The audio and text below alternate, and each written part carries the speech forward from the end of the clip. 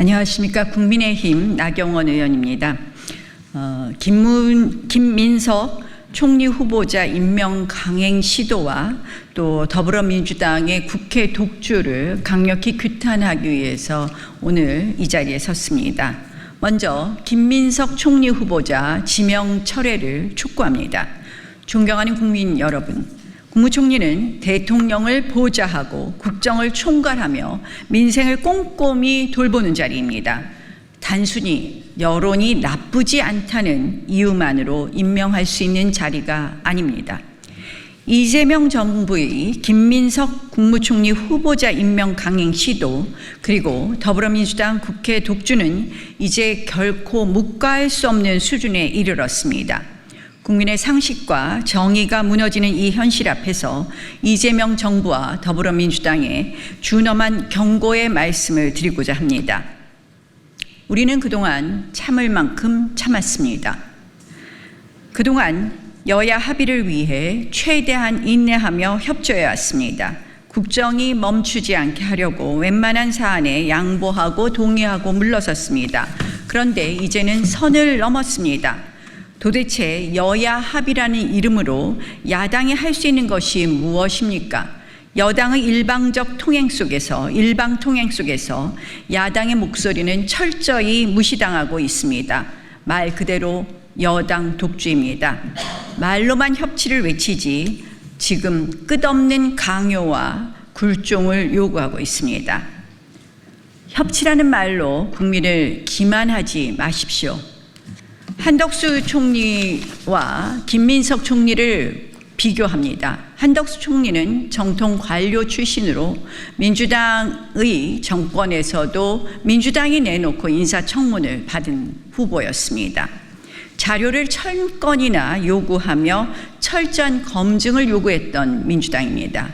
김민석 총리 후보자 민주당 정치인 출신입니다. 자료는 하나도 내놓지 않고 있습니다. 그러면서 민주당 의원들은 깨끗하다고 입을 모아 칭송합니다. 어불성설 내로남불입니다. 원활한 국정 운영을 위해서 웬만하면 국무총리 동의안을 통과시켜주고 싶지만 이번만큼은 도저히 받아들일 수 없는 상황입니다. 왜냐? 첫 번째, 김민석 총리 후보자 문제는 도덕성의 문제가 아니라 명백한 범죄 혐의의 문제입니다. 과거 김민석 총리의 야인 시절은 구태여 언급하지 않겠습니다. 의원으로 다시 들어와서 지난 5년을 보십시오. 들어온 세입 수입과 그리고 지출한 것, 그 밖에 자산 증가액을 합하면 5억과 13억, 8억의 차이가 납니다. 무려 8억입니다. 여기에 대해서 조의금, 장인돈 이런 궁색한 핑계로만 일관합니다. 이것이 국민들이 받아들일 수 있는 과다하지 않은 수준이라고 이야기할 수 있겠습니까? 또한 야인 시절의 생활 수준과 재산 증식 과정 역시 너무나 불투명합니다. 너무 많은 의혹들이 있지만 단 한 가지만 이야기하겠습니다. 어떠한 소득 경위도 설명하지 않은 채 매달 450만 원의 유학자금을 배추농사 투자 수익으로 충당했다는 주장까지 등장했습니다. 배추 도사냐, 배추 재벌이냐 라는 우스갯소리마저 나오는 수준의 저급한 해명입니다. 국민을 우롱하는 변명은 이제 멈추십시오. 그 밖에 아들 특혜 의혹은 어떻습니까? 김 후보자는 끝까지 문제없다는 말만 반복하며 국민적 의혹을 무시하고 있습니다.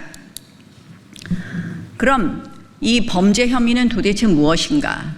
바로 저는 뇌물수수 문제, 정치자금법 위반 문제, 그리고 공직자윤리법 위반 문제가 있다고 봅니다. 그래서 김민석 총리 후보자는 도덕성을 넘어 범죄 혐의자이기 때문에 절대 총리 후보로 저희가 동의해 줄 수 없는 것입니다. 크게 두 번째, 그러면 도덕성을 넘어서 그럼 능력은 있느냐? 아시다시피 추경 관련해서 질문이 나왔을 때 GDP 대비 국가 채무 비율도 모르고 1년 국가 예산 규모도 모릅니다.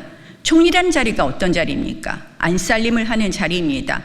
안살림을 하는 총리가 국가 살림 규모도 모르는데 어떻게 추경을 적절한 범위로 편성을 했는지, 얼마만큼 국가 채무가 늘어나는지 과연 알기나 하겠습니까, 여러분?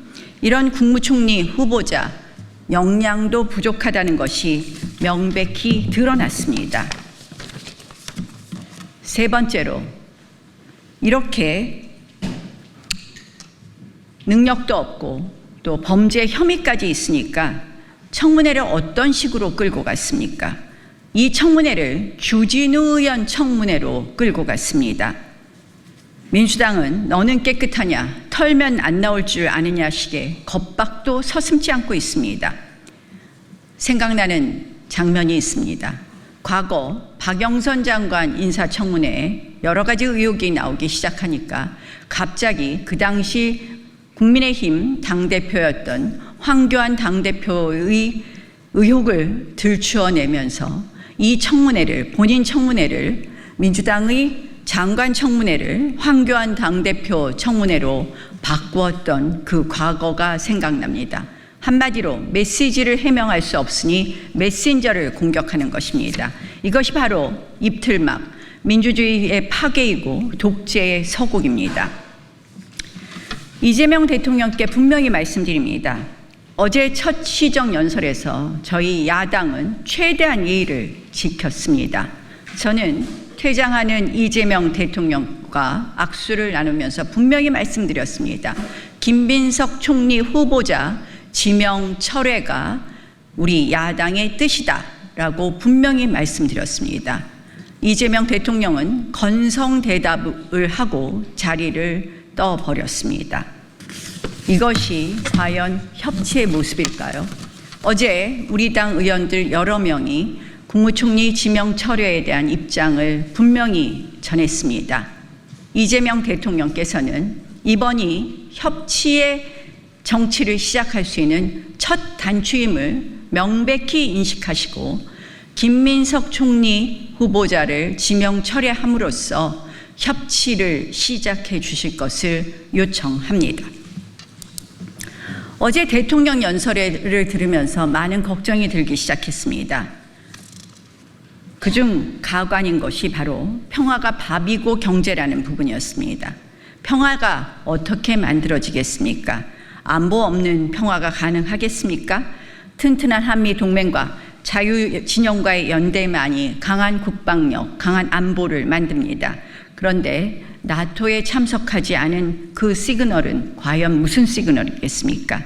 저는 튼튼한 안보 없는 평화를 이야기하는 말 따로 현실 따로에 대한 우려를 표할 수밖에 없습니다.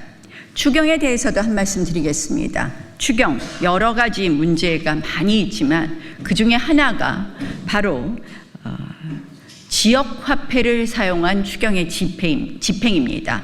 소비 쿠폰의 한 방법으로 지역화폐를 사용하고 있습니다.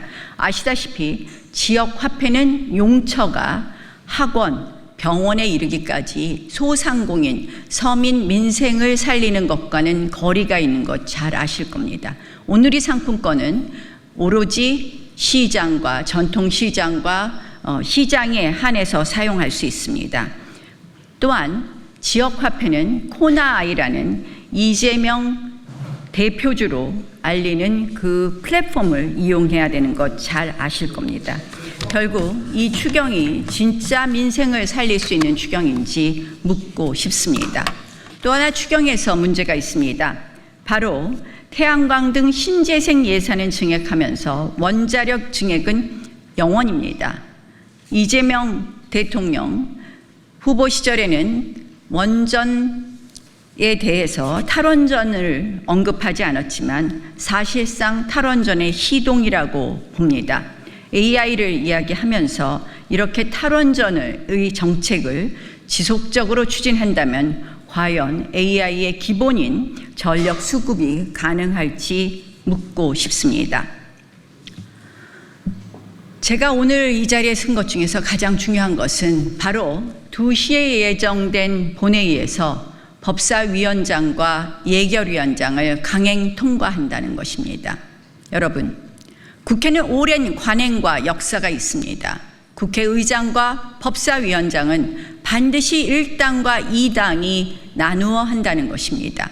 그것이 국회의 가장 중요한 민주주의의 정신, 의회 민주주의의 핵심인 합의 정신을 지켜낼 수 있는 것이고, 그것이 바로 국회 내에서의 견제와 균형을 만드는 시작이기 때문입니다.